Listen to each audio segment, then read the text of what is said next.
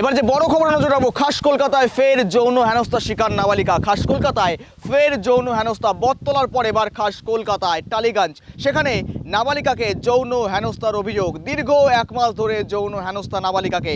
নজর রয়েছে আমাদের। বটতলার পর এবার টালিগঞ্জ, খাস কলকাতায় ফের নাবালিকাকে যৌন হেনস্থার অভিযোগ। দীর্ঘ 1 মাস ধরে 6 বছরের এক শিশুকে রোহিত হালদার যৌন নিগ্রহ করে বলে অভিযোগ। পরিবারের লোক বিষয়টা জানতে পেরে টালিগঞ্জ থানায় অভিযোগ জানাতে গেলে পুলিশের বিরুদ্ধে গড়িমসির অভিযোগ পরিবারের। পরে পরিবারের চাপের মুখে অভিযুক্ত রোহিত হালদারকে আটক করেছে পুলিশ। বটতলার পর ফের এবার টালিগঞ্জ, খাস কলকাতায় ফের নাবালিকার যৌন হেনস্থার অভিযোগ। দীর্ঘ 1 মাস ধরে যৌন নিগ্রহের অভিযোগ রোহিত হালদারের বিরুদ্ধে। পুলিশের বিরুদ্ধে গড়িমসির অভিযোগ পরিবারের। অভিযোগ নিতে পুলিশের গড়িমসি। পরিবারের চাপের মুখে আটক অভিযুক্ত রোহিত হালদার। এই সমস্ত বিষয় নিয়ে আমরা আপডেট নেব। সঙ্গে রয়েছে আমার সহকর্মী অভ্রদীপ।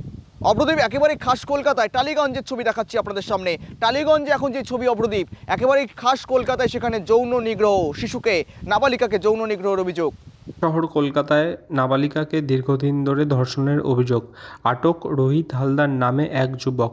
পুলিশের বিরুদ্ধে প্রথমে অভিযোগ নিতে গড়িমসি করার অভিযোগ করে ওই শিশুর পরিবারের অভিযোগ, দীর্ঘ 1 মাস ধরে রোহিত হালদার নামের ওই যুবক যৌন নিগ্রহ করছেন।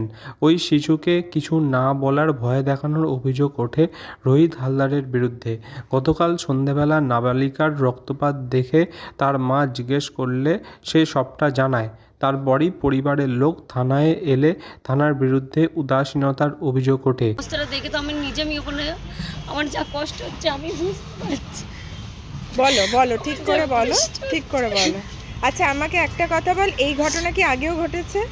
না, এই ওকে ভয় দেখিয়ে রেখেছিল, ওকে নাকি বলছে মানে বারবার কিছু না কিছু একটা হতো, তাই সেই রকমই কি?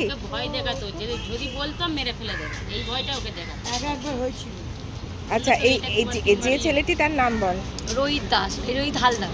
আর ও কি, ওর বয়স কত? ওর বয়স 20 বছর। ঠিক আছে, কি 22 বছর? 22 বছর, তাহলে আমি জানি না তো।